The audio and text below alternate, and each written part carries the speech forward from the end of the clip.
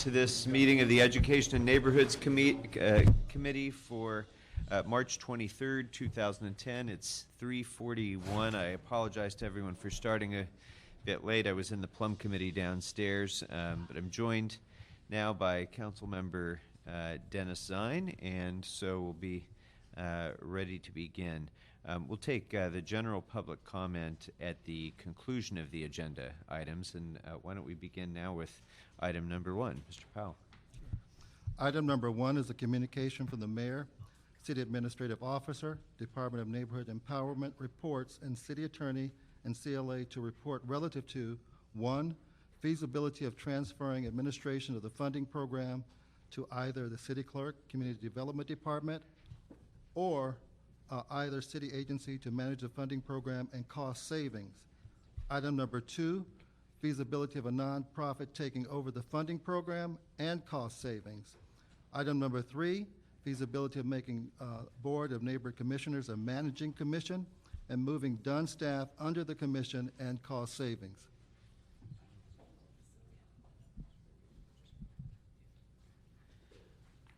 Okay, so why don't we, not sure if we have everyone represented here today, but this is going to be an ongoing matter that we're going to be continuing from meeting to meeting so that we can have continuing dialogue as these plans are developed. It's my understanding, well, why don't we bring up the CAO and the CLA if they're here to talk about this, as well as Mr. Kim.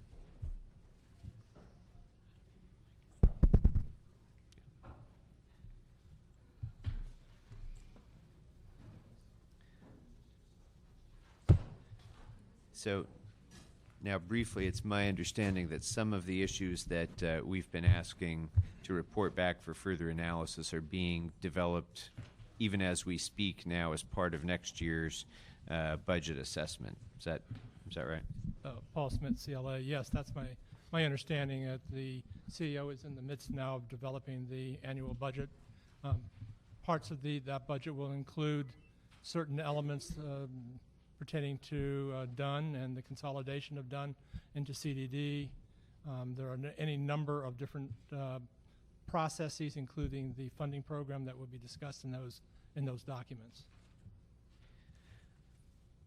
Okay, well, given that this is going to be something that we're going to be delving into in much greater detail over the coming month or so as we get into the budget aspects of it, Mr. Zine, if you have any questions on these issues, we can delve into it now.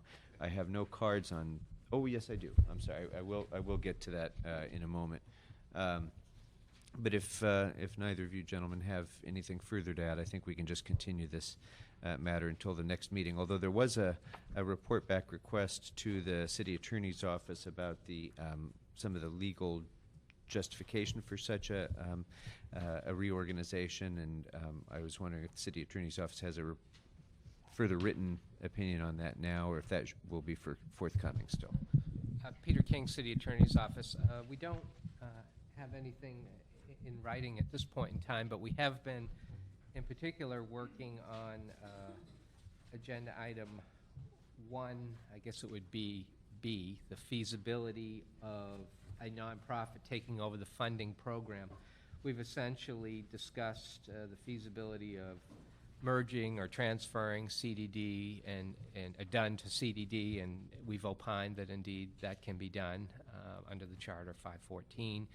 And we've discussed the Board of Neighborhood Commissioners' role previously on managing or their role as a managing board, and sort of opined already that indeed they're a policy-making board with some authority over the city's the contracts that run through there. We have met with the mayor's, a representative from the mayor's office, a representative from CDD. Thus far, with respect to a fiscal agent or a nonprofit, quote unquote, taking over the funding program, we don't see that that is possible under the city's charter, simply because that role is under the charter is delegated, if you will, or the powers thereof are given to the controller, who is essentially the city's fiscal agent. And but we are meeting with the controller in the next week to see if there's any wiggle room there. But at this juncture, we just don't see them being able to take over the funding program, a third party taking over the funding program. Okay, so on the funding program aspect of it, I expect that there will be continuing discussion among the departments, the mayor's office, and this committee on policy options that might address the legal limitations that you've talked about and still achieve the same policy result, and that'll be something that we'll be spending more time on. On the legality of the consolidation itself, that is the one part that I think that it's, because it's central to everything else that we're doing, that it would be important. I understand that the office's opinion is that that's permissible under the charter. Given the magnitude of that decision, I think it's important for the council to have a written opinion back on that with the justification for it, if you would. That's what we had requested last time, and I'd like to have that part of it in a written opinion. Thank you. All right. So if there's nothing further then on that item, we'll just continue this item in committee. But I do have a number of public comments on item 1. And again, if anybody would like to comment on this item or any other item on the agenda or provide general comment, please fill out a card and bring it up. Sorry? 2 minutes per person. Yeah, and we'll have 2 minutes. 2 minutes per speaker for public comment. So on item number 1, the first speaker is Terry Ellen Robinson, followed by Noel Weiss. Ms. Robinson. First of all, I'd like to say thank you to the committee for keeping the neighborhood councils alive. I appreciate that. Can you hear me properly? Yes, thank you. I don't have much to say in what to do exactly, but I do have some things that I would like to avoid. Number one, I agree with the city controller. The controller's office is too big, too vast for the neighborhood councils, and we'd be lost in it. And as we've discussed many times during the past couple of weeks, the neighborhood councils are too important to lose. We are doing the work that the city council can no longer do because we're too big a city. So we're keeping track, as I said, the eyes and the ears for each council person. In addition, the feasibility of transferring this to the clerk's office, we once again would be lost. And we have a new clerk at this time, and she was left with a election crisis, so to speak, because when the previous clerk came in to speak to our neighborhood council, we were told we'd have this, we'd have that for the elections. We'd be tied to the other elections, so we'd have publicity, et cetera. None of that has happened, and she's been stuck with trying to fix it up. I don't think it would be fair to her or to the neighborhood councils to be in the city clerk's office. I'm not really clear if an outside organization, nonprofit, taking over would be a good idea too. I would prefer to the neighborhood councils being still in the city network. As for who could do it, I don't know, but I don't like the choices that we have right now. Thank you. Okay, thank you. Our next speaker is Noel Weiss, followed by Joanne Ivanek Garb. Mr. Weiss, welcome. Hi. Give that to the Sergeant at Arms, please. Give it to him? Yes. Oh, thank you, Sergeant. You need to stay back because we know how dangerous you can be. Yes. I understand there have been calls. But today there's only one, so we're okay. I wanted to be here on behalf of Sean Simmons and her proposal. And that which I'm passing out is, again, a summary of her proposal. I think it's a good proposal because it does save the city anywhere from $3.7 to $3.9 million. And it contemplates basically, and this is an item of discussion that I think it's important that we begin to have. The aspect it does, well, Sean's proposal contemplates CDD into done, or done into CDD. It really should be the other way around. I think it's really backwards. There's a lot of synergy I think that can be generated from the use of the grants that CDD are able to procure. But honestly, we're in a situation now where we can ask the people to step up, and I think this proposal gives them that opportunity, and it challenges them, and I think that for purposes of discussion, I think we're in a position where just the discussion and the debate of it going forward would accomplish the objectives that everyone seeks. Now, this proposal that Sean put together, and by the way, she has had one-on-one discussion with the mayor directly on this, you should know.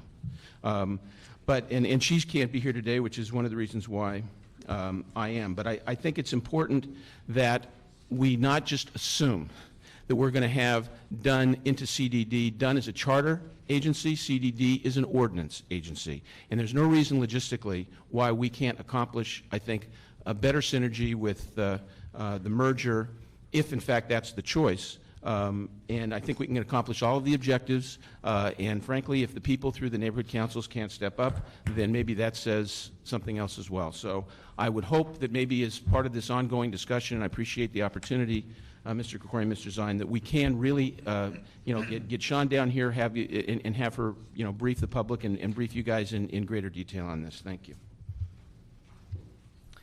Thank you.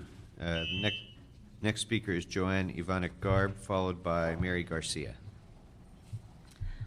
West Hills Neighborhood Council, and I've been reelected, so I'm back. Congratulations. Anyway, I really think that it's very important that the neighborhood councils remain a stand-alone situation, because then we're not beholden to any organization, or any organization cannot come back and say, well, you can't do this because we don't have the time, we don't have this, we don't have that. And we really need to be a standalone in order to assuage any prejudices that people might have. So that's my 2 cents.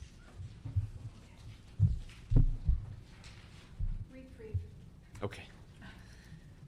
Thank you. Ms. Garcia, your comments were for general public comment? Yes. Okay. Thank you. So I'll bring you back in a bit. So our next speaker then will be Tony Wilkinson, followed by Chris Rowe.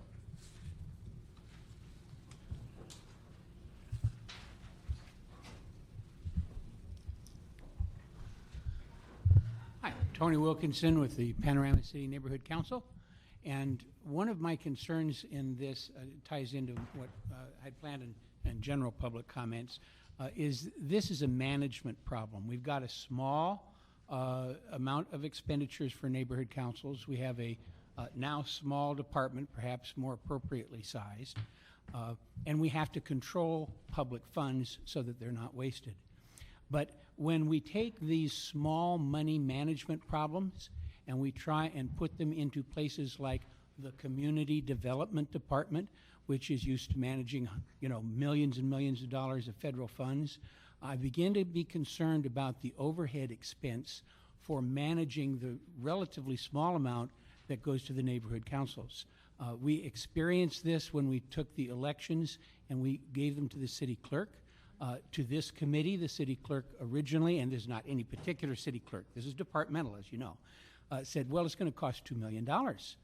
And so this committee said, fine, recommend that the city clerk take the elections. Well, then it was going to cost over $4 million.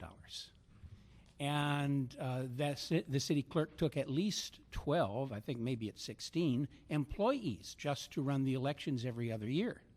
So the overhead went up dramatically. We've seen this already. And I have a terrible worry that in the Community Development Department, where you're going to look at a large number of chargebacks to managing the neighborhood council funds, that we're perhaps not going to be effectively managing the funds as well as we could if we simply added 4 or 5 people, whatever the mayor says is necessary to have this be an independent department. It could actually be cheaper to the city than trying to redirect the CDD staff. Thank you.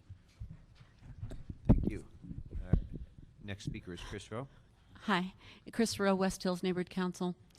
I want to tell you what an honor it is to be a neighborhood council member. Today, I was asked by Council Member Labange to go up to the top of City Hall, and didn't go all the way to the top, but I had a view that probably all of you take for granted. And that's the kind of experiences as a neighborhood council member we have. We see more of the city, we go to more neighborhood councils.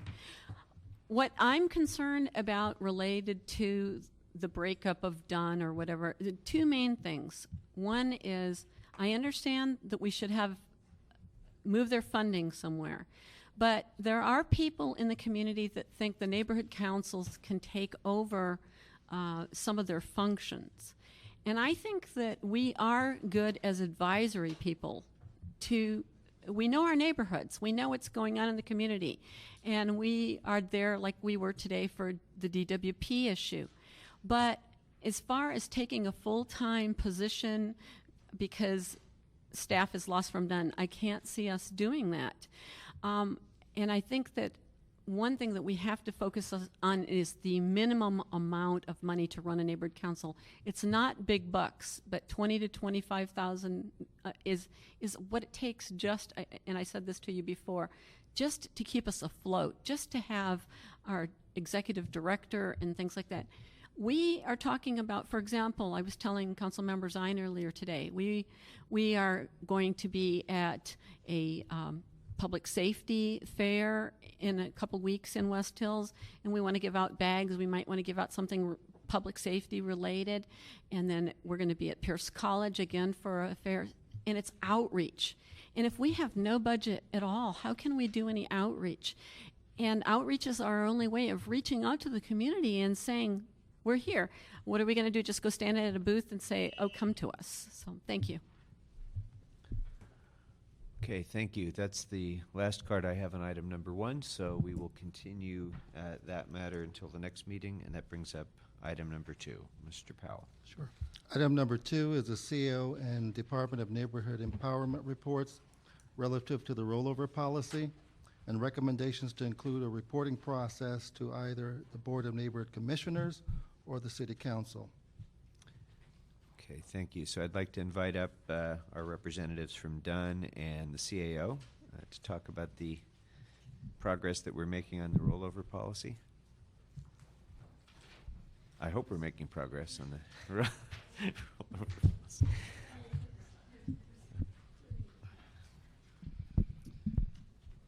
Good afternoon, Wilson Poon with the CAO's office. I guess we can start off with the 1.6 million that's in the neighborhood council funding program.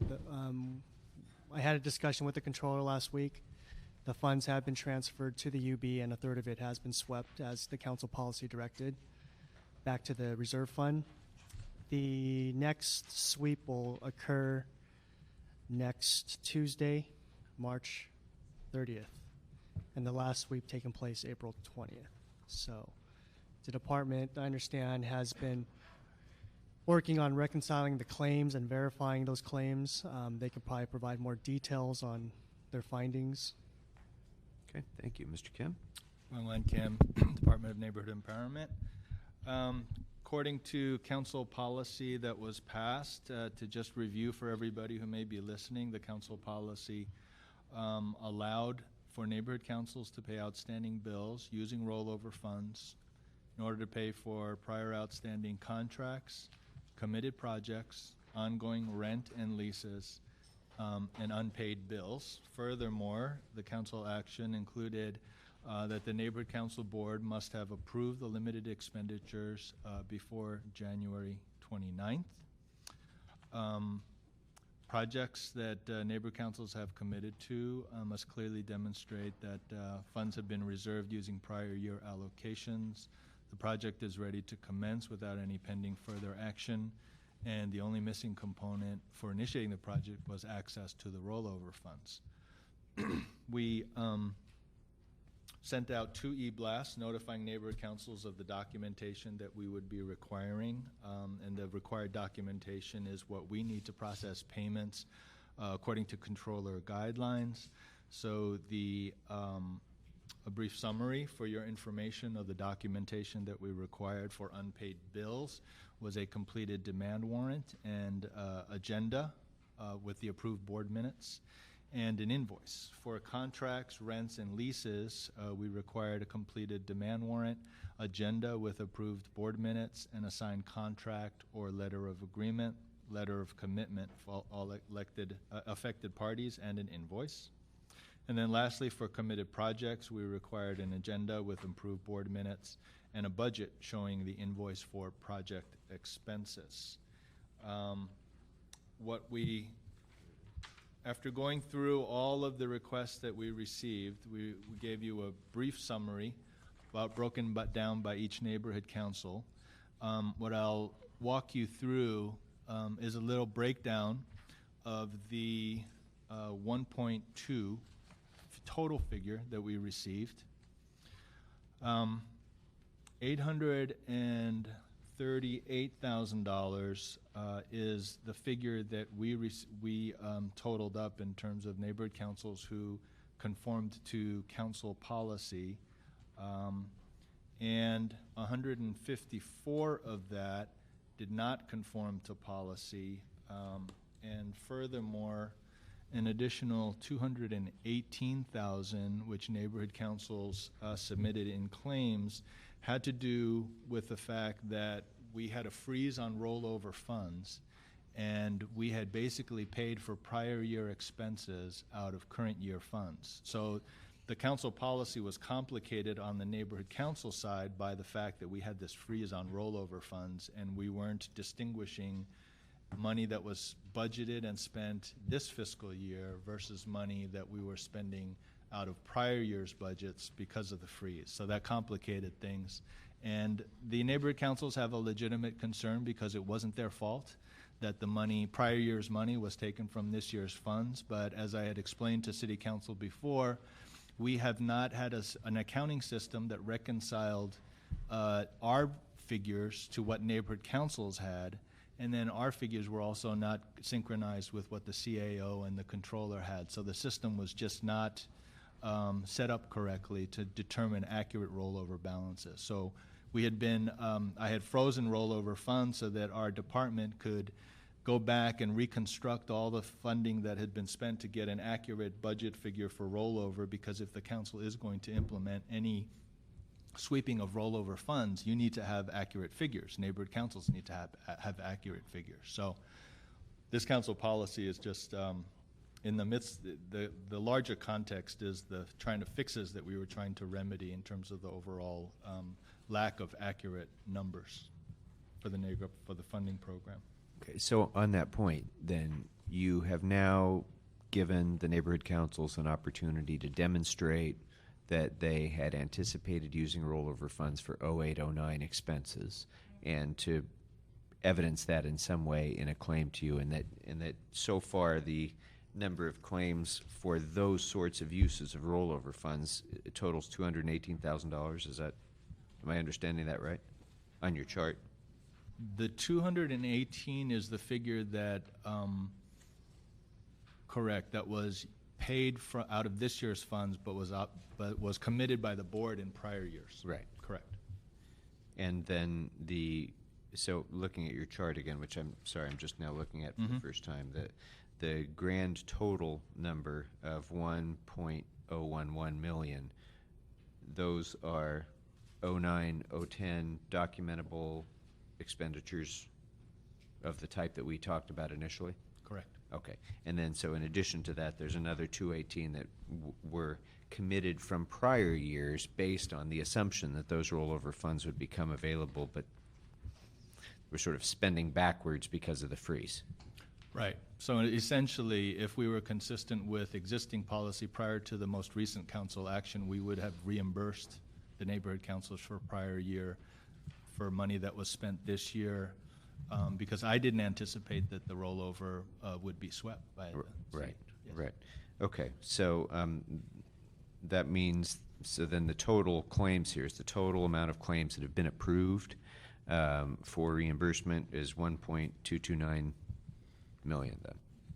Yes, just to clarify, I know it gets complicated because we're trying to figure it out ourselves, but the 218 doesn't completely comply with the council policy because they were paid bills.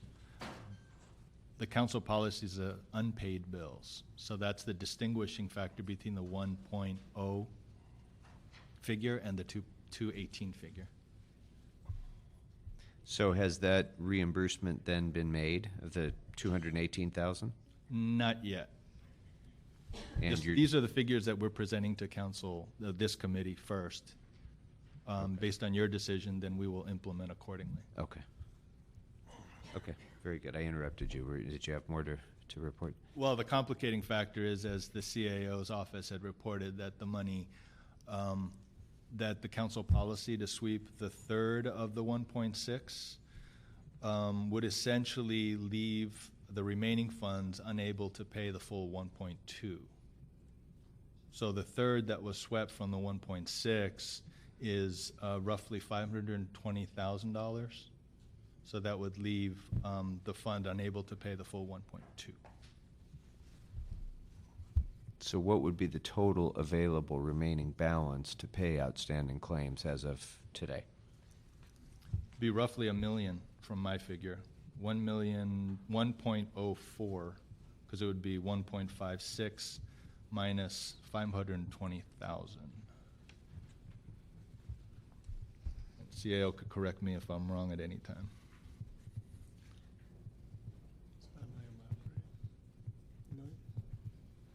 Roughly $1 million. Yeah, it's roughly about $1 million still in there right now, so roughly.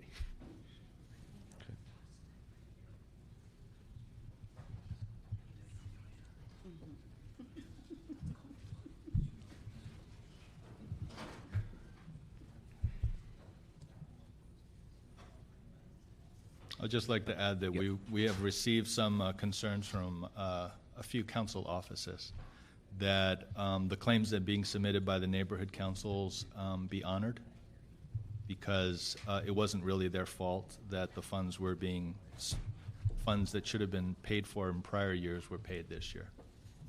Right, well, that would be speak to the 218 figure. Yeah, but that'll have to be a determination, it sounds like, that's made by the council, in that the policy as it stands now, through no one's fault really, other than the fact that no one anticipated being in this situation, doesn't provide for that mechanism yet. So as of this moment, what is the mechanism for the payment and reimbursement of those that 1.011 grand total? Is that, are you prepared to start moving that out now to the neighborhood councils? And if not, what additional steps need to be taken before that happens? The CAO would need to answer that. The council would have to take an action to move the money from the UB or the reserve fund into those individual neighborhood council accounts. So I'm saying the reserve fund, because if there's not enough in the UB, the remaining balance, if the $1 million in the UB right now is not sufficient, you would have to take it from the reserve fund if that is the council's intention. Well, under the current policy and the current state of the accounts, if there's 1.04 available remaining in the UB, that's enough to cover the expenses that have been submitted pursuant to the current policy. So it would be a matter of moving it from the UB to whatever account is necessary to actually, administer the payment of those, and then the council will have to make a further policy decision about the remaining 218. Right. Okay. And then the problem is that the next sweep takes place next week, so this would have to be done fairly quickly. The next.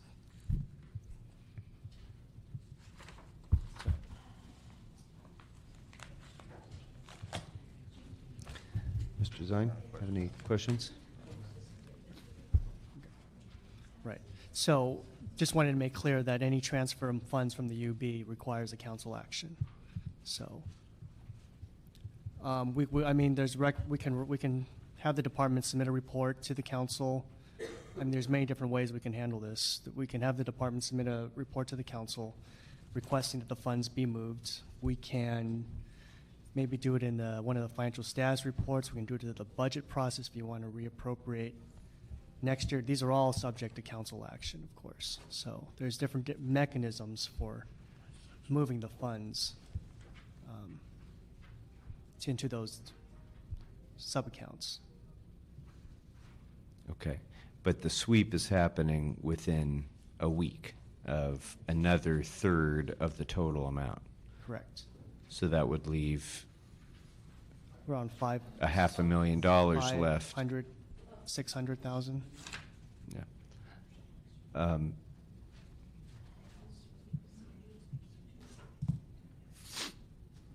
What's the date of the sweep? March 30th.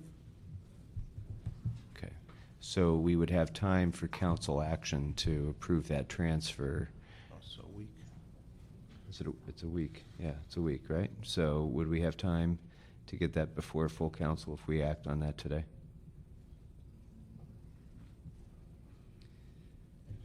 I mean, if it gets referred to Budget and Finance, or, you know, it might, Monday's a holiday. I don't know if I can answer that. Well, it looks like then there's only three days. 3 days. Okay. There's a Well, holiday, yeah. a weekend. Given the challenges in that and the fact that, you know, again, we're all working on a short time frame, and this we're just looking at today. Would it be possible, would it be appropriate for this committee, would it be possible for this committee to recommend that the council delay the date of the sweep?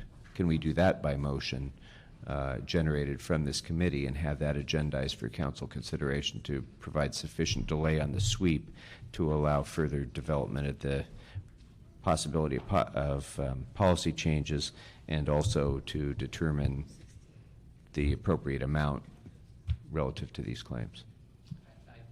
Peter King City, I think so. Yeah, I think you can make the motion. I think so. I understand where you're going. It doesn't make sense to sweep if you're be putting it back. Right. Okay, well, I think that's going to be my suggestion, and with Mr. Zine's concurrence, that will be the, Fine. well, I won't, let's hear public comment before we actually take that action, but my inclination would be to recommend to the council a delay in the sweep to allow sufficient time for this committee and possibly the budget committee to consider the final amount of these claims and any necessary policy changes that might be necessary to accommodate the 08-09 concerns as well. So thank you very much for that, gentlemen. Before we vote on that, actually, I want to take public comment. So on this matter, we have, first speaker is Cindy Hench, who will be followed by Noel Weiss. Hi, good afternoon. Hi, Cindy welcome. Hench from the Neighborhood Council of Westchester Playa. First, I'd like to lend my support to the decision you're making about holding off on the sweep for obvious reasons. You know, maybe that should have been a criteria for even the first sweep to make sure that we understood what the numbers were and what was really left. But the reason that I wanted to speak to you today was one of the things that's really bothered me since we've been talking about this rollover is this number of $1.6 million, which, to my quick little math, seems really low, because I know that my neighborhood council believes we have about $53,000 in rollover funds, and my surrounding neighborhood councils have $50,000, $60,000, which if you kind of add that up, say everybody has $50,000 and you've got 89 councils, you're about $4.5 million. So I started asking some questions, because at 1.6 with 89 councils, it's about $19,000 each. Doesn't pass the smell test. But I was talking to BH last week, and I found out that somebody swept about $3 million last year. So I called the field deputy at the council office and said, when did this happen? And he couldn't find anything that the council had decided to do that. Well, that answers my reasonableness question.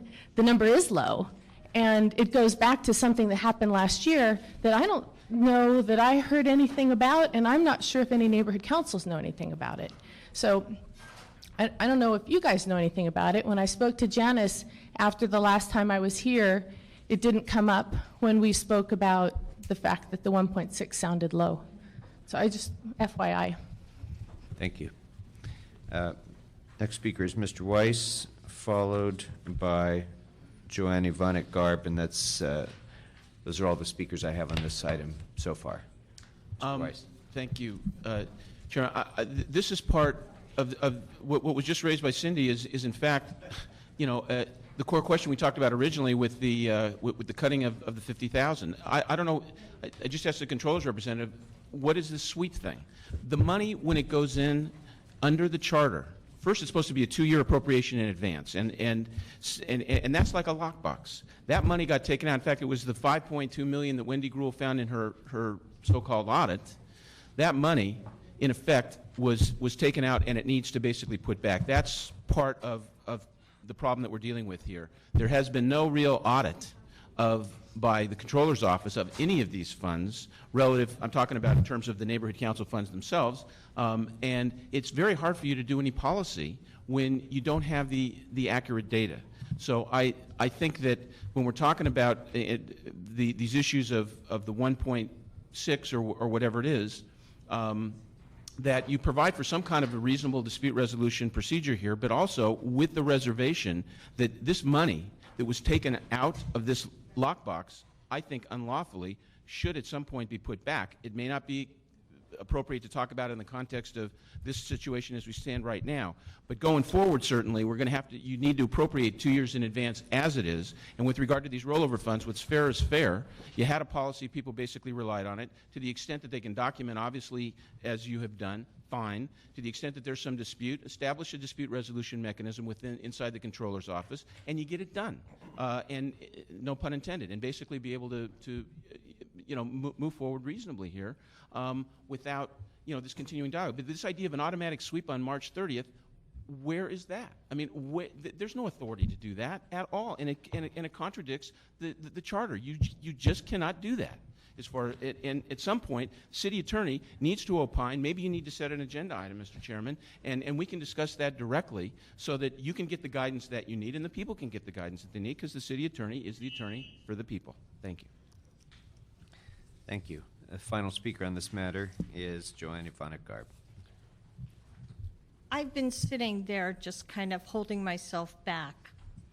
When the CAO was talking about sweeping over this money, it's like the CAO's office is running around like a chicken without its head.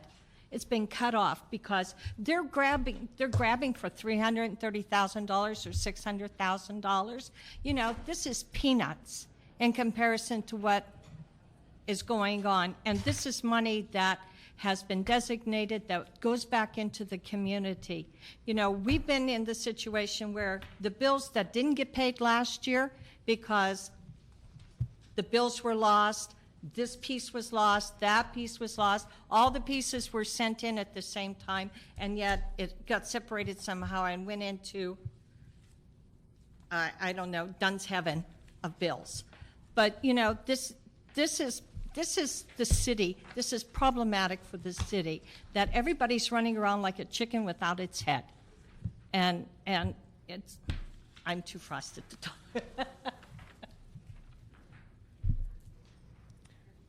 Okay, then I'm going to suggest that's the last speaker I have on this item. I'm going to suggest that this committee recommend to the council a 30-day delay in the sweep previously approved by the council for next week in order to allow this committee to further consider both the amounts that are indicated to be remaining in rollover funds, and also to consider potential policy revisions to address the legitimate claims of neighborhood councils relating to previous commitments that weren't considered by the council's policy. Mr. Zahn? That's fine. Okay, and that will be the recommendation of this committee. That brings us to item 3. Item number 3 is the Department of Neighborhood Empowerment report relative to an enforcement policy for neighborhood council bank card system. All right, I'd like to once again invite Dunn up. And does the CAO have anything on the bank card Well, let's start with you, Mr. Kim, in the meantime. Bangla Kim Neighborhood Empowerment. There really isn't any substantive update since the last committee meeting. We are working with CDD in the mayor's office and the city attorney to look at what the new funding program will look like. So it would be premature to look at making any commitment in terms of revising the funding, the way that the funding program is structured. However, the temporary adjustment that I made simply because we don't have enough staff to process both demand warrants and the purchase cards is effective April 15th. We won't be accepting any more demand warrants. We'll be trying to push as much of the funds through the purchase card. So I increased the limit up to $2,500 for a period of 3 months. So that would allow neighborhood councils to be able to spend the money in a timely fashion, but because of the bottleneck with the demand warrants, we're currently 200 demand warrants behind in terms of being able to process. So we can't handle new demand warrants while we're trying to catch up with the old demand warrants. So that was the tactical adjustment that I made to facilitate neighborhood councils doing the good work that they do, but it was only temporary at this point. And if a neighborhood council has to make an expenditure greater than the amount that's available on the bank card, what would be the process that they would need to go through if they don't have the demand warrant option then? They could submit it, but it would be on a first-come, first-served basis in terms of processing the demand warrant after the April 15th deadline. The other option that they would have is to carry over that demand warrant to the next fiscal year. Then it could be paid starting July 1st. I can imagine there's some nervousness about the idea of doing that at this point. But have you informed all of the neighborhood councils then of this expansion of the bank card? Yes, we did. System. Okay. Now, is it the case that as of today, are we safe in assuming that there are no cash advances being made on these bank cards as of today? That's correct. That provision, that ability was eliminated some 2 months ago when I eliminated the petty cash account. March 30th is the deadline for neighborhood councils to submit all of their financials, cash plus financial statements accounting for all outstanding petty cash accounts. Then we'll go through the process with the staff that we have to try to close out those petty cash accounts. Okay. Anything further? No. Very good. Thank you, Mr. Zine. All right. We have actually no oh, yes, we have one public comment. Speaker on number 3, Joanne Ivanikarp. You know, this is good that we have the extra amount, the $2,500, because I know that there have been situations like when we get our bags, you know, we have to, if we buy a certain quantity, we get breaks. So the higher the quantity, the more we get, and also they throw in little dividends like the pens. They just threw it, for each bag we got, they gave us a pen made out of recycled material. But what's going to happen when I present Bobby, our treasurer, with a bill for $6.78 for photocopying? How is that going to work? How, you know, is this going to be, well, I'm just going to eat it for the sake of the city? Or our neighborhood council, you know, that there has to be some method in place that for these really small amounts, there's some method of getting them paid. I'm sure I'm not going to ask for a demand warrant and have them spend $200 to $400 to do a demand warrant for $6.78. But I want you to know it's good that we have the $2,500. We're very pleased that we have the $2,500. So think about the little things too. Well, actually, before you go, let's think about the little things for a minute. Is there some reason that, what was his name? The hypothetical person you gave? Chaim Schmickel? That's what I normally give. the person that you have to go to make the photocopies that you're talking. Is there some reason that this person can't just take the bank card and do it with the bank card? That's the whole idea, is to create increased accountability and to put everything in one spot so that one person is responsible for the expenditure of money. Bobby, our treasurer. Okay. You know, whenever, like if I have to present something at a meeting, I don't go to Bobby, I don't go to her place of business and say, okay, Bobby, I need so many copies of this. You know, I go to Office Depot. Right. And I make And Office Depot presumably takes the bank card, is my point. Yes, but only if Bobby takes the bank card in. She has to be the one to go Right, in. She's right. the only one authorized. Okay, I get that, and that's inconvenient, but the point is to create fiscal accountability and have one person who reports, you know, who is accountable for the expenditure of the money. So, you know, I get that that's an inconvenience, but it sounds to me like the bank card is still available for those options. It just takes some more advanced planning. Why? And I don't mean to open this up for, you know, like a broad dialogue, but, you know, is there some reason that doesn't work? In order for Bobby to do anything with the credit card, she needs minutes, documented in minutes. And, you know, we have to go through the approvals to get anything through the treasurer now. Because we are being so ultra-conservative that we don't want anybody to think that we are doing anything that even slightly tinges of impropriety. Okay. Mr. Zine, did you have a... I just wanted to add that, and I keep this on file just for reference to address your concerns. The Los Angeles Police are investigating a community activist and convicted felon accused of misusing tens of thousands of taxpayer dollars while serving as chairman of his neighborhood council.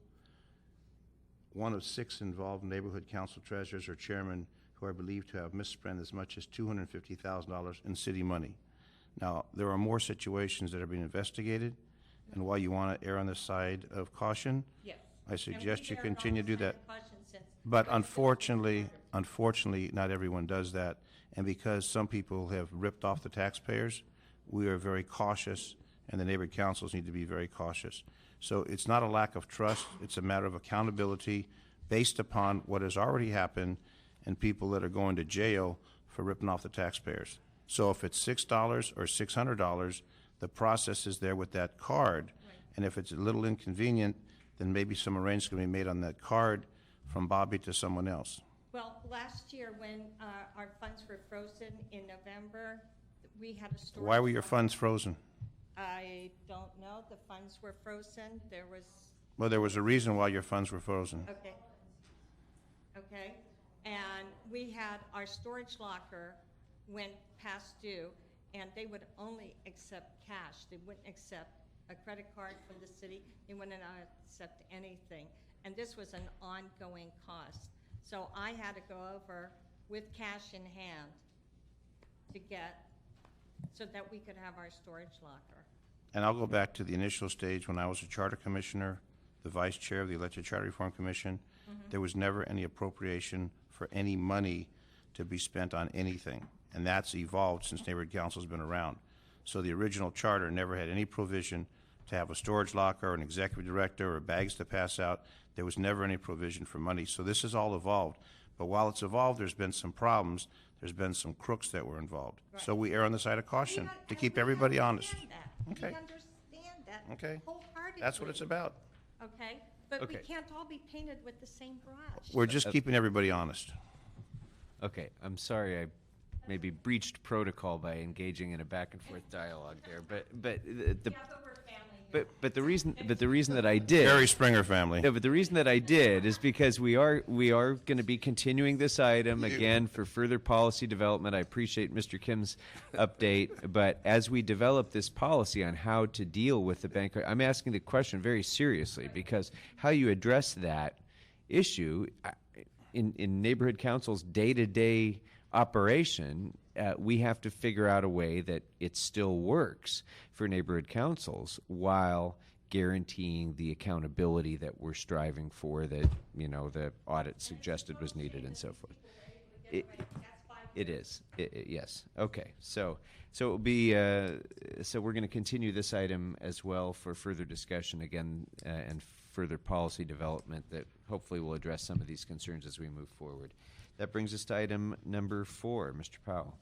Item number 4 is the city clerk reports in response to motion Zion Perry relative to the progress of the neighborhood council board elections for 2010 election cycle and outreach opportunities for neighborhood council volunteer poll workers. Madam Clerk, welcome. Good afternoon, members of the committee. How's it going so far? Oh, it's wonderful. It is just splendid. I'm pleased to be before the committee and be available to answer any of your questions. I will turn over the reporting section to my capable staff member, Isaias.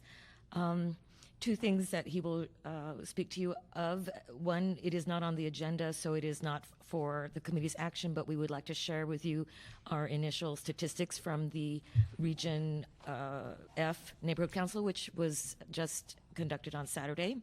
And Easy will also outline to you again the attempts we have made to elicit volunteer poll workers and some new ideas that we have to get more. So take it away, Easy. And just for clarification of the record, providing us with that data and that report, in my view, is sufficiently related to the item that's agendized that it is on the agenda. So yes, you will have the opportunity to do that. Sir, welcome. Good afternoon. My name is Isaias Cantu. I'm with the Election Division, Senior Project Coordinator responsible for neighborhood council elections. In reference to the request from the committee members last we met, I'm coming back to provide other outreach efforts that we've incorporated into our current outreach process. So for the past 6 months, the city clerk has conducted a steady stream of outreach to neighborhood council stakeholders to every extent possible with a zero cost aspect to it.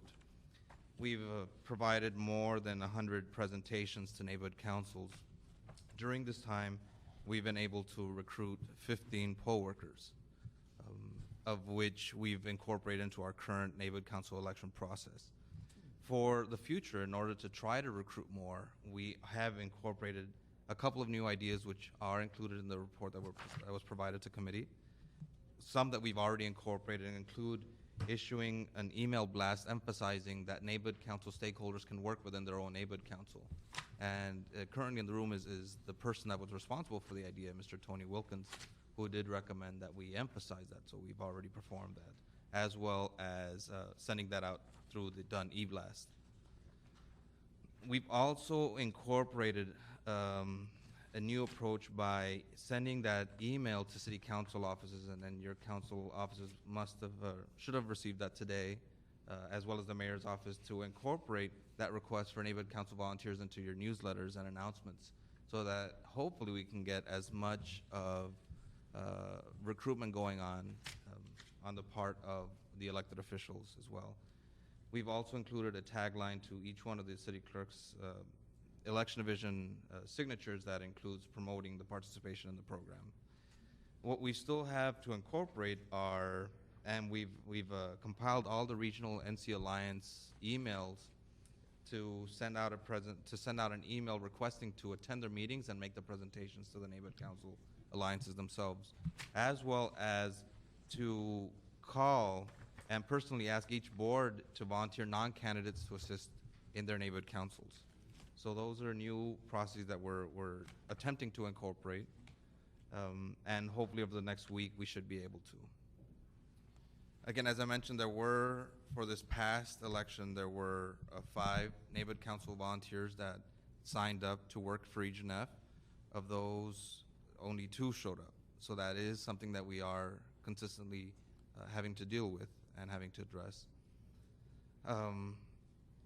That is the general overview of the volunteer poll worker program.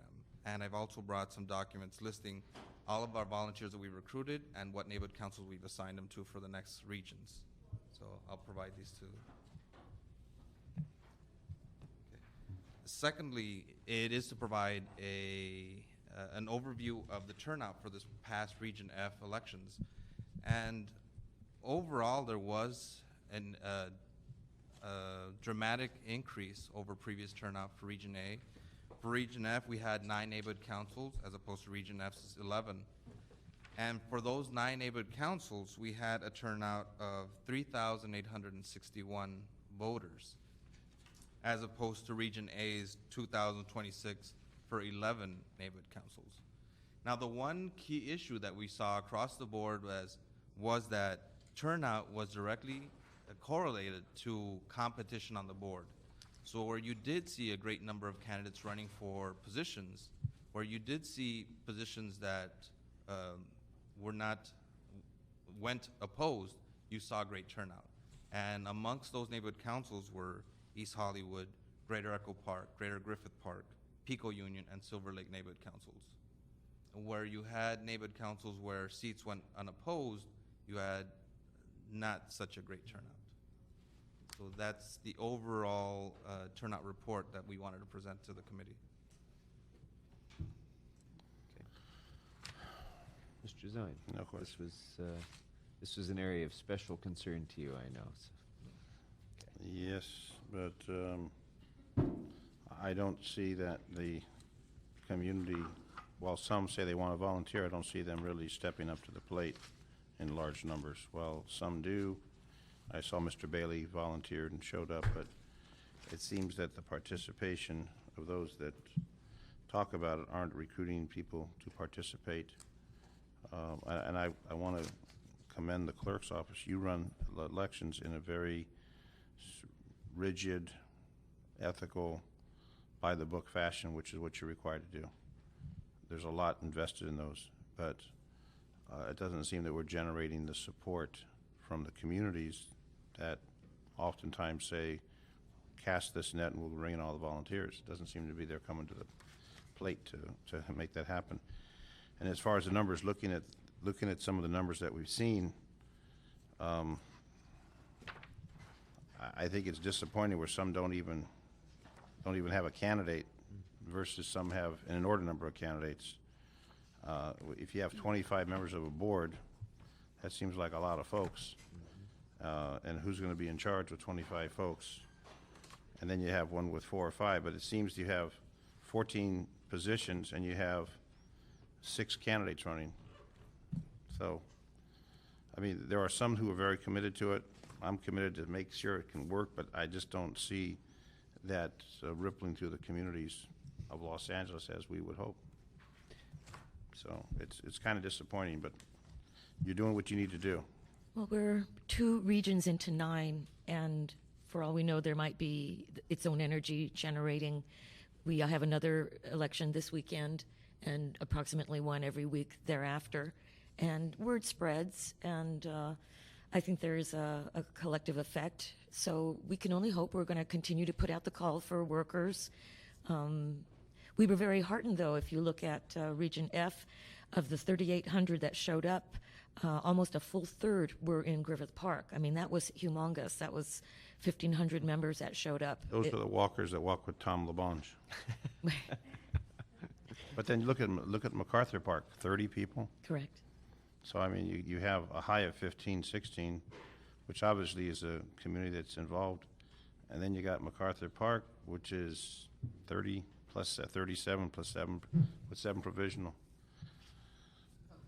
So, the other question I would have, and I don't know if we can get that number, when we look at these communities, if we could get the population, for example, Atwater Village, 102 at the poll, what's the population for that? We did that for the first. East Hollywood, 300, well, you got Greater Griffith Park, 15, 16, what's the population? So we could make some kind of comparison. Obviously, there's more than 30 people in MacArthur Park. To say, you know, we've got 2,000 or 3,000 or 4,000, and to have that, not the percentage rate, just a raw number, if that's possible. I don't know if you folks have that or not. We did that for the first region, and in fact, I'm doing a blast to all the council members summarizing this information. We will attach that as part of it, and it'll go out first thing tomorrow. Okay. And that's helpful information to have for purposes of analysis, but of course it's not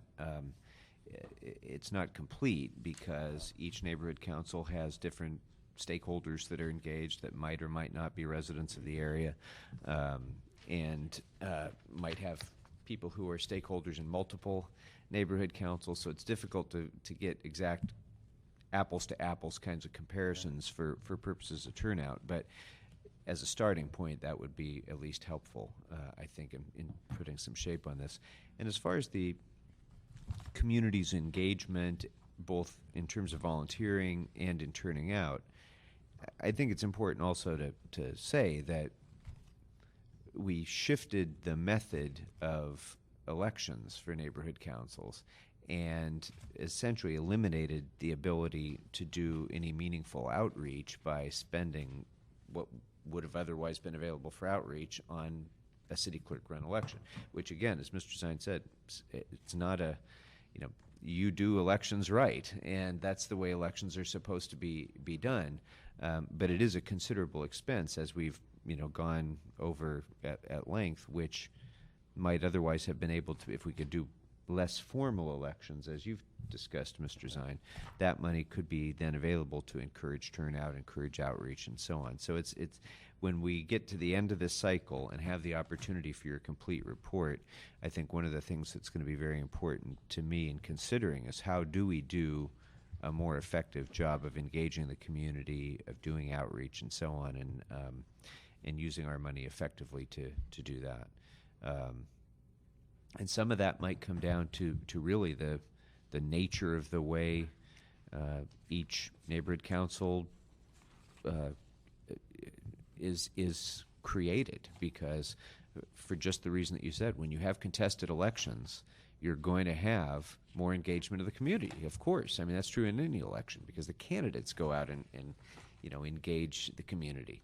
But if we have situations, as Mr. Zine, just used as an example, of a neighborhood council with 25 potential seats, for all different sorts of stakeholders, for which they don't even have people who are running, that's a problem that we need to address, I think, in the way that the neighborhood council is structured. So, to just coattail on that for a moment, we have, when you look at residential renters representatives, you've got 4 seats. You have 2 folks that are running. A home condo owner representative, 4 seats, 3 people running. So if you get 1 vote, you're going to win. Obviously, vote for yourself, you'll win in that election. Retail service business representative, 4 seats. Industrial business representative, no one ran for that. Community-based organization representative, vote for 2 ran. A community service organization representative, no one ran. Faith-based organization representative, it seems we got so many categories. School representative, 1 person ran, 1 person won. At-large representative, no one ran. So when we got all these different categories, it's like when you run for city council, you run in the 2nd district, you're going to represent the 2nd district. And if somehow we need to get more participation, but when we break it and we start slicing it, we slice it so thin, instead of saying this is the West Hills or the Canoga Park or the Chatsworth or Granada Hills East, Granada Hills West. When we throw all these other subs in, it doesn't seem that there's a lot of interest. At-large representative, vote for 2, and no one even puts their name in. All you have to do is put your name in, you can be elected, and vote for yourself with 1 vote. I mean, we need to structure this to give some credibility to it and some merit versus just making up titles. Faith-based organization, we got a lot of faith-based organizations, and no one puts in. So we need to somehow, maybe through this committee with our chair, come up with something that works to get those folks involved. But if you have 25 on one, and then you have nothing on the other, and it's all the same community, I mean, what are we trying to accomplish versus get people involved and work the community? Yeah. I don't wish to speak on behalf of the Department of Neighborhood Empowerment, but how each NC's bylaws are structured is a function of DUN and its administration. We simply administer what they tell us is their structure. So no, I say that structure is what I'm concerned with. Exactly. That structure needs to be amended. I mean, we have to. It was established. Somehow it's got to be responsive to the community. Now, maybe originally when they came up with these bylaws, they thought they'd have all these different categories. Obviously, and if we look at the previous elections, I'm sure you'd find the same results. So what it does in cost is now we have to have separate ballot for each one, which is additional cost. Because when I went to the Woodland Hills, I went to the, which one? I went to two of them. West Hills. I mean, they had a table full of ballots. You have to figure out which one you're at. It gets very complicated, and I think it's costly when you've got 7 or 8 ballots. The money we're spending on those ballots for, one person, no one runs, and you got all these ballots sitting there, and it goes in the trash can because they're not recycling the ballots, I would assume. So I mean that, a lot of trees. The Sierra Club wouldn't be happy with that. Okay. Anyway, somehow those bylaws need to be examined, and maybe some community that works. I found in my district that it seems to be a lot of extra categories that aren't seem productive or lack of interest. Anyway, that's okay. A little bit of that. Thank you very much. So we have a number of speakers on item 4. Our first speaker will be Chris Rowe. I demand equal time to what Joanne had because I want you to know I have a lot of answers to your questions. Okay. And it is Chris Rowe from West Hills. Council members. You know what? Can we do this? What? Can I ask you to come back during general comment to answer those questions about the previous matter, and then if you could, let's wait. Stop your time, and let's start it over again. Okay. So let's talk now about item 4, and then That's what I'm talking about. And then if you could wait for a few minutes, if you want to provide additional responsive comment on the other issues that we talked about on bank cards. No. I want to talk about the elections. I'm the representative for West Hills. Okay, basically, in terms of. Let's start it over. Start the clock over again. Okay, but what I'm saying is I have a lot of input. For example, what Council Member Zine was just saying. I have the totals from the Region A elections, and I want you to know that one of our board members, Dan Brin, did calculate all for Region A who had the best turnout, and West Hills had the best turnout. We had 30 candidates for 25 at-large seats, and so it was very competitive, and people built websites, they had slates and things like that, and that's why we had 372 people voting in West Hills. What's the population in West Hills? About 45 to 50,000 were in the 2010 census, so I don't know exactly, but he said that we did have the highest turnout. Woodland Hills Warner Center had 565 turnout. For West Hills, the highest number of votes was 125, and in Woodland Hills Warner Center, I want you to know I actually challenged this to. I have to say that I've had a very good relationship with the city clerk's office with Mr. Cantu and Mr. Garcia during this process. Been sending them a lot of emails, and I actually challenged Woodland Hills because I live right next door and I wanted to vote, and they have this area divided, and if you're a stakeholder in one area, you get one ballot, you can't vote in the other area. So for example, if I voted in area 4 because I'm a stakeholder there, what says I've got 2 storage lockers. One's over in this area and one's over in this area. Why am I not a stakeholder and can vote in more than one? So actually, I think one of their top total numbers for Woodland Hills was about 165 votes for an at-large position. The biggest issue on the elections, I'm going to just say, since my time's running out, is that we didn't have vote by mail. That was a big disenfranchisement of the community, and then I would like to come back and tell you a lot more. Thank you. I'd like to clarify on West Hills, what I show from this, the results, it shows 25 at-large directors, it shows 21 candidates for 25 positions, and 1 write-in. Nine write-ins. Well, here it shows 1 write-in for 327 votes for write-in. That's the sheet that I've got. You got the original, the temporary thing. There were 9 write-in candidates, and the 327 was the preliminary count. I have the final count. Well, I show 21 candidates. How many? 30 candidates. You talking about the write-ins? 9 write-ins. Oh, 9 write-ins. Yes. Okay, those that were. It's also confusing, which is why I will address this to you. I see. Okay. That's what it was. Okay, thank you. Our next speaker is Noel Weiss, followed by Joanne Ivana Gar. Practical solution. In terms of a lot of these I don't think I don't like the idea of trying to standardize bylaws. The strength of the system is in the diversity, and these communities are different. But I think you could have a situation where if there weren't people sufficient to run for the office, create some kind of a minimum that says, look, unless you have a competitive, either one or some kind of a competitive race, then those positions aren't elected. And I venture to say, gentlemen, that every set of bylaws has a provision for filling vacant seats. So if in fact there aren't enough people to run, or there's not that degree of interest, once the board gets appointed, once the board, those who do get elected, then those people who are elected can choose the open seats. And you can solicit, that would be a neat outreach alternative and possibility.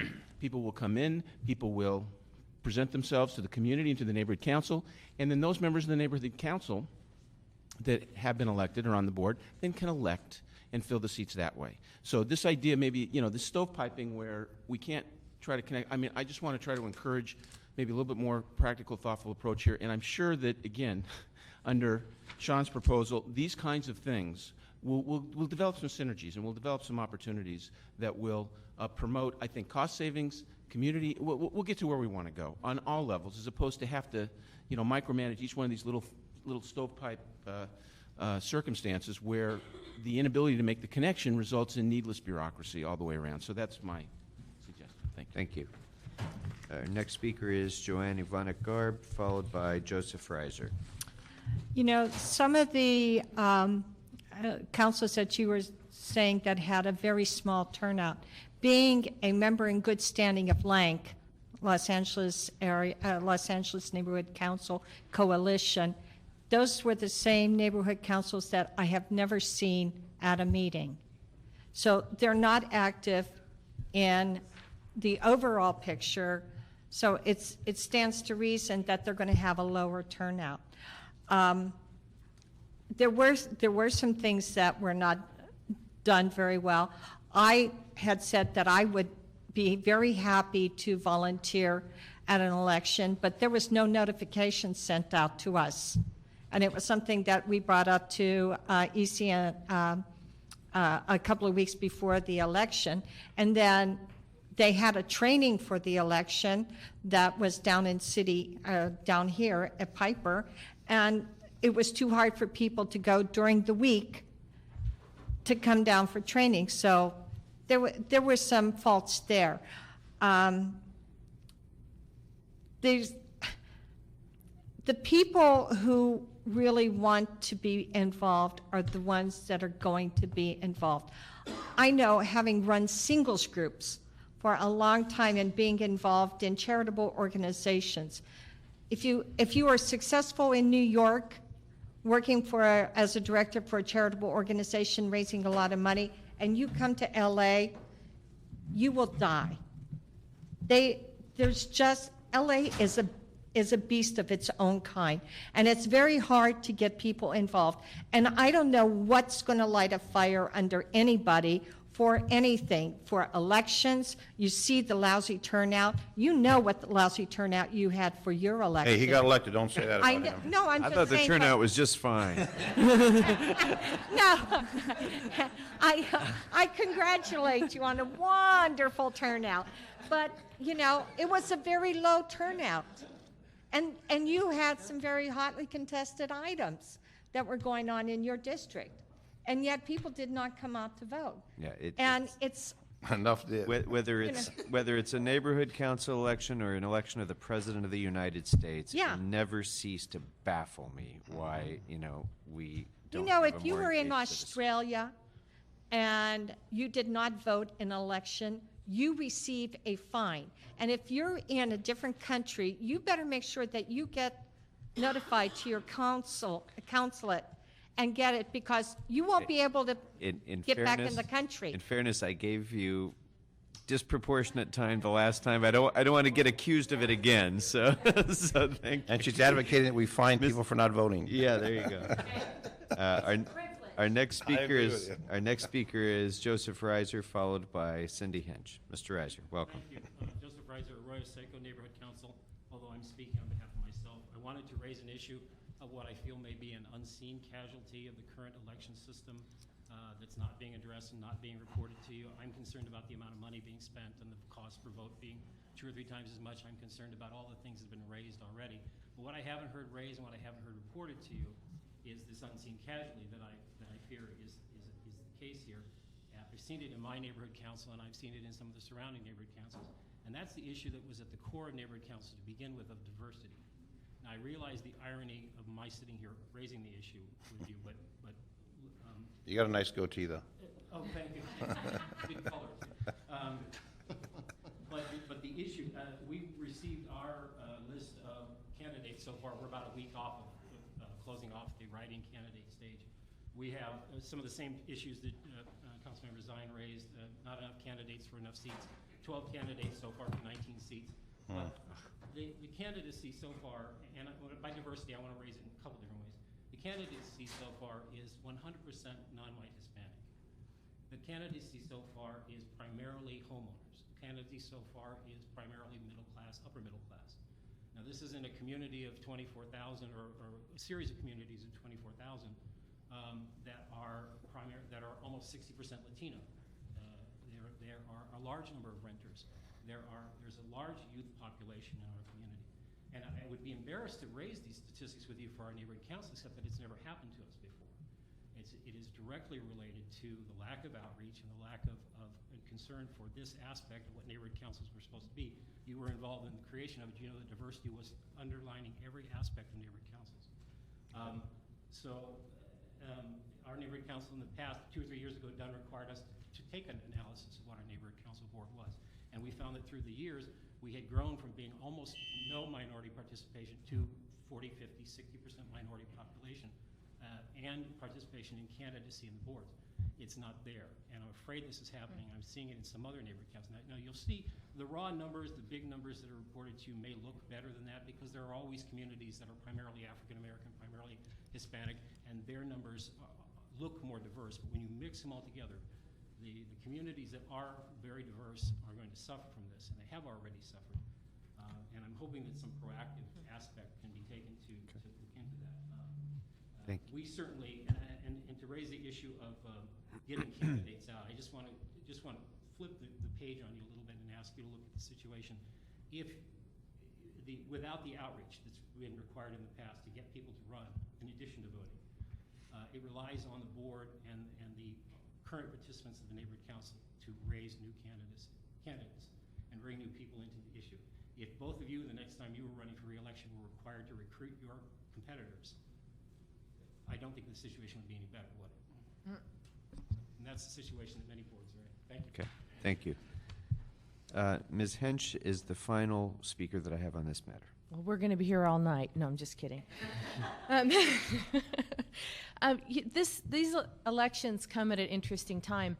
With all of the discussion about our funding being frozen and what are we going to get, what's the rollover, how much money do we have, we don't really know how much we have right now to spend versus what's going to be applied to the roll. It's very, very disempowering. And I think that to turn to the folks who have been trying to do all that they can through their efforts in neighborhood council and then say, okay, now come volunteer for this election. Oh, which, by the way, the city clerk was going to do everything and now they're not because it's too expensive. Oh, we need you after all.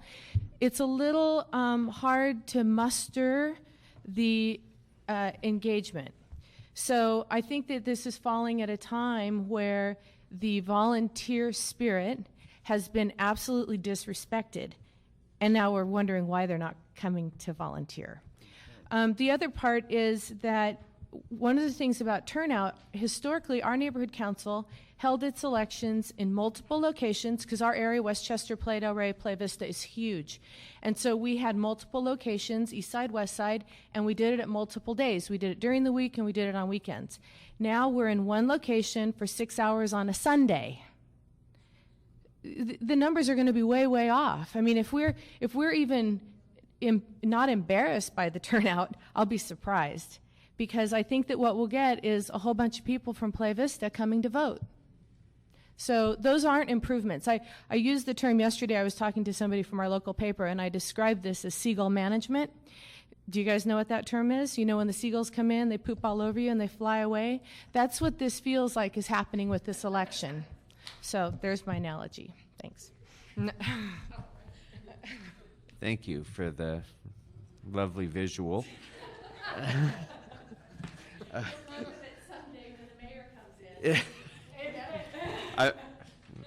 thought about it today.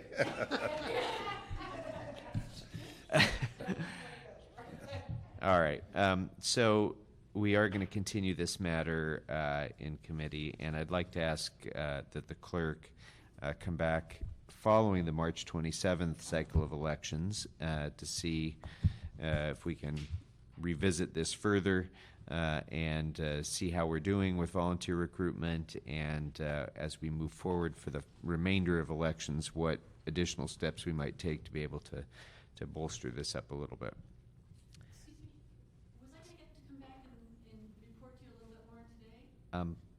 Coming back to that, what on what?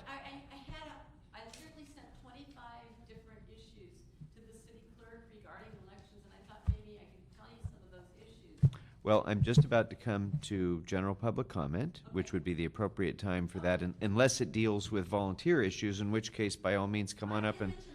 Why don't you come on up and talk about the volunteer issues first? That'll buy you an extra 2 minutes. Okay, the volunteer issue, Chris Rowe. The one issue on the neighborhood council elections is that they sent out a letter just a few days before our election, and they said, very specifically, you need to volunteer 30 days in advance. Well, it was like 3 days before the election.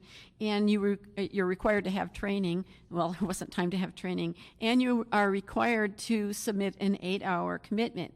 I personally wrote Christopher Garcia and told him I would be more than happy to help, but I won't volunteer an 8-hour period because last year, I did monitor the elections during March, and I went down for a few hours in the afternoon, but it's, number one, Piper Technical Center, that's a long way from West Hills. Number two, there's not a place for us to eat there. Number three, there's traffic issues and whatever. So, I'd rather go down for 3 or 4 hour periods at a time than go for an 8-hour stretch.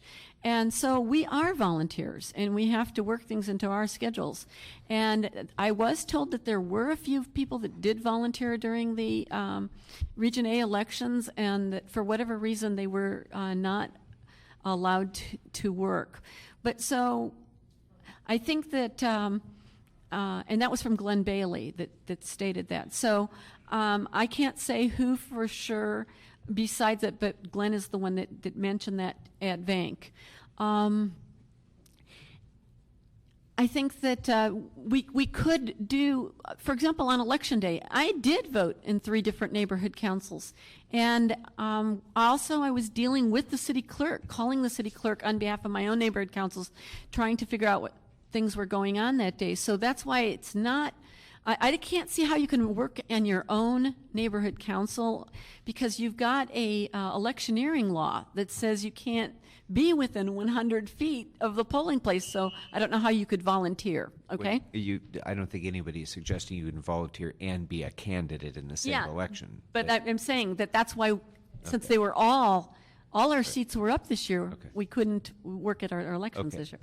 Don't go anywhere. Because we're now going to open for general public I already stated the action of the committee on this item, so that will stand unless you have any objection to that. And then, Ms. Rowe, why don't we go directly to you to be the first general public comment. Thank you very much. So you can and it's continue Chris on your Rowe. list. So first of all, I want you to know the Region A elections, at least for West Hills, are not certified yet. That the challenge forms, there is a challenge form, and I believe some went in for West Hills, and so the challenge date is April 24th. So we can't seat our new board members until at least May. So one of the issues that you have to do for the elections is you had to file a stipulation form. And I was an appointee, filled a vacancy. And so when the stipulation form came to our neighborhood council last May, I didn't realize whose responsibility it was. I didn't think it was mine. And so what happened is we went in West Hills to default.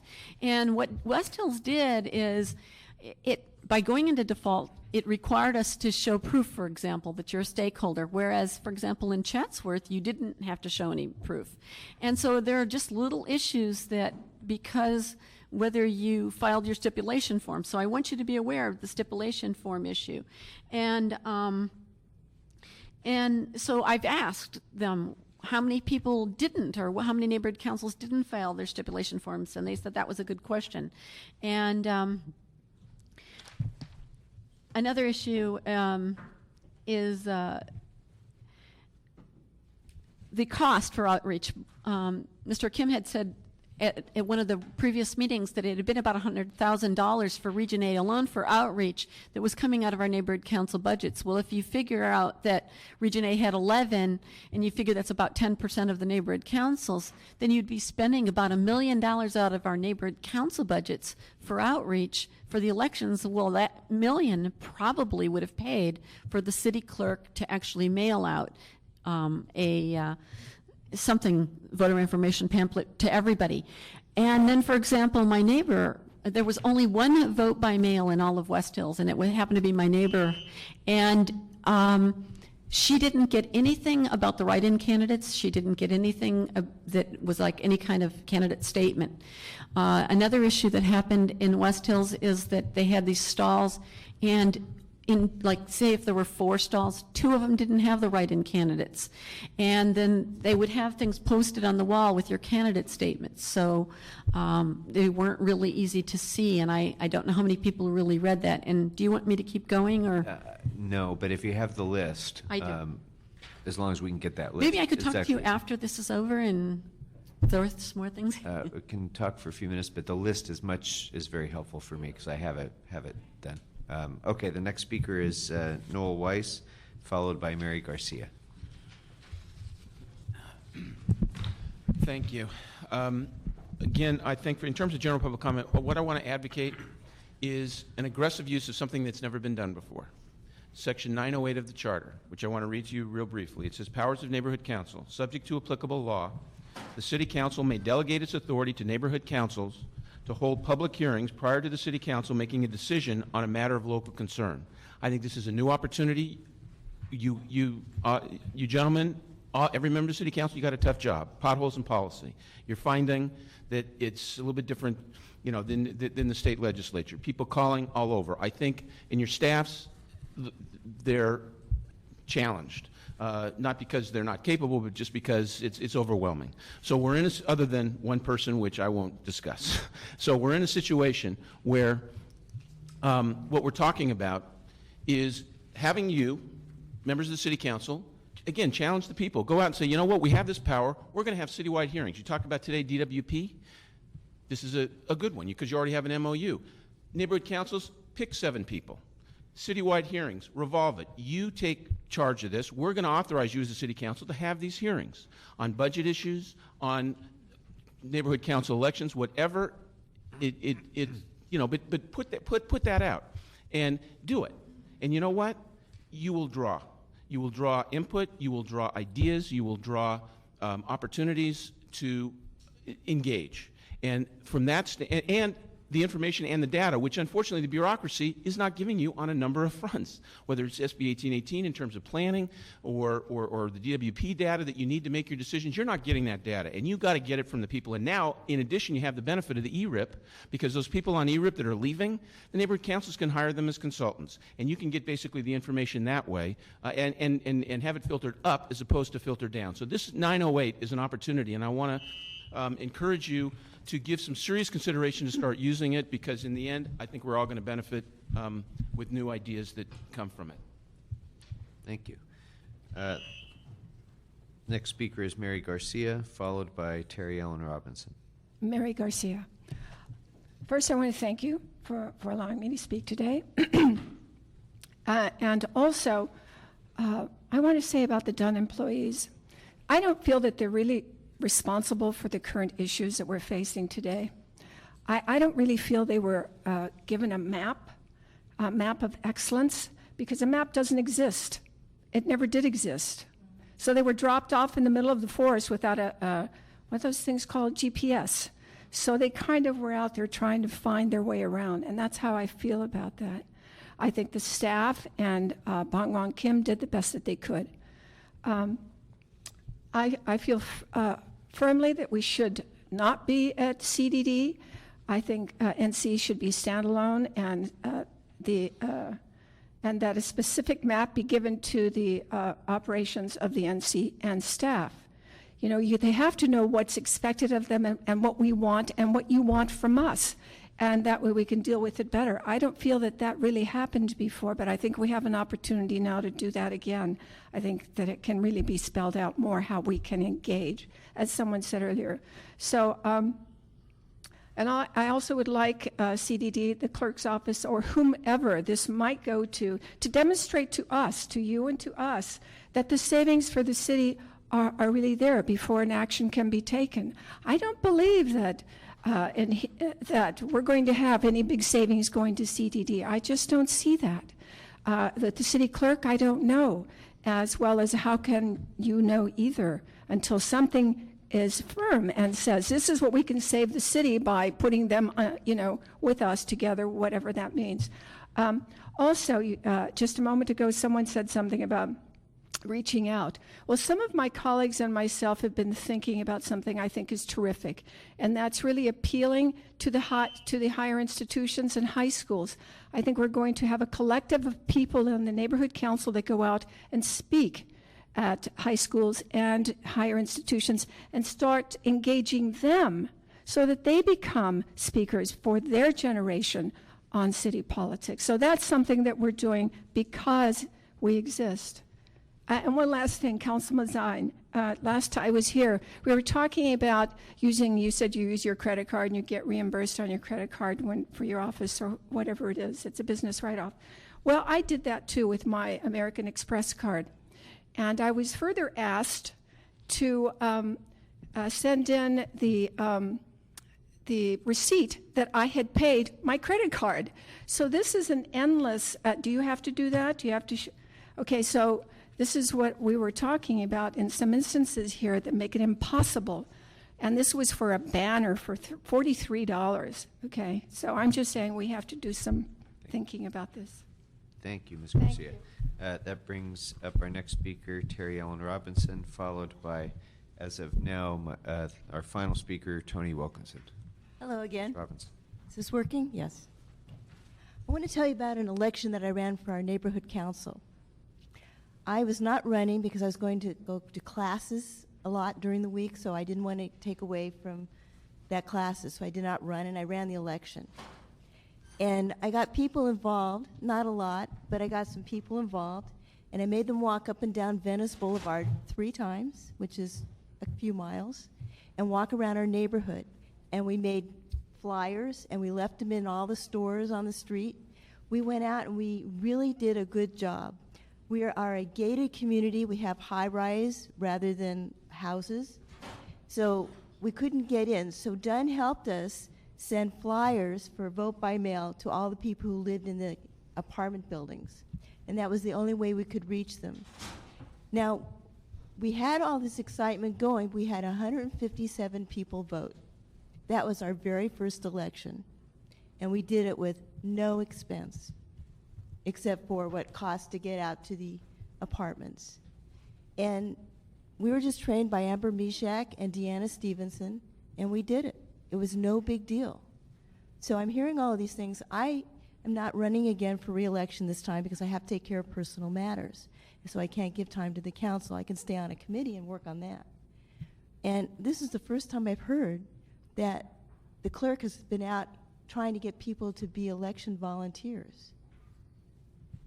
I didn't know about it, and I'm on the board.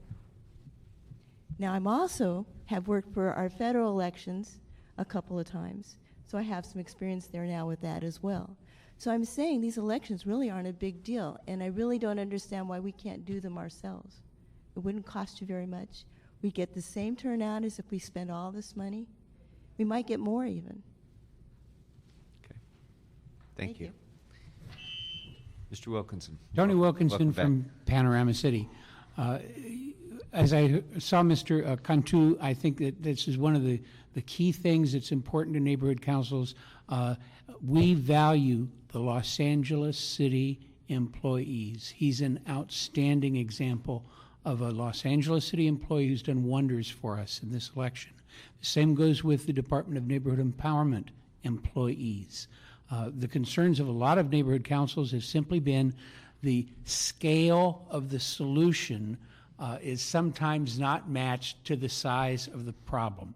And I think that that's somewhat of the issue that we have with the clerk. It's not with any of the individual employees or their practices. And the other thing, besides the scale, is also an issue of transparency. You guys are the open and transparent guys. I just sat here hearing that the mayor is working with his department head to arrange a new funding system for neighborhood councils, and I don't see any input from the council or from the neighborhood councils themselves about what that funding system may look like. But again, scale of the solution to the problem, I think, is really important.